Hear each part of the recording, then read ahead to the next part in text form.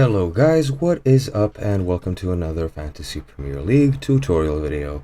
In this video I will be explaining to you guys how you can use your free hit chip in Fantasy Premier League on the mobile app.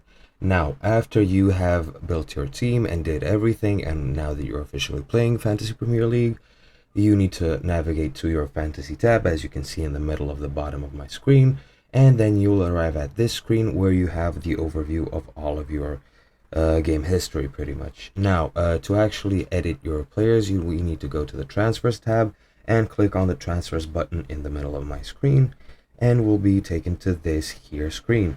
Now, to actually replace somebody, let's say I want to replace Cedric. However, actually I don't. I will replace Shar, for example. When I click on him, this screen will pop up and I just want to click replace.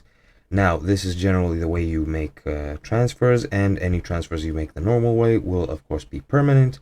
However, what the free hit chip does is, for one game week only, you will have the opportunity to use infinite transfers for free. However, once the game week ends, then your transfers return to, or your team returns to the state it was in before you use the chip.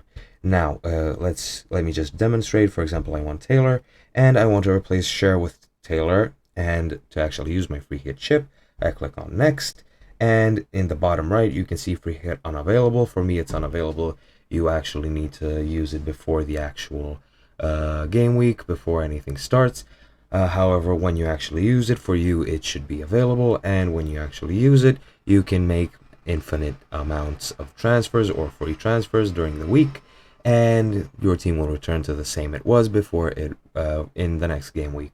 I hope you enjoyed this video, I hope you learned something new, and I hope it was helpful, and I'll see you in another video.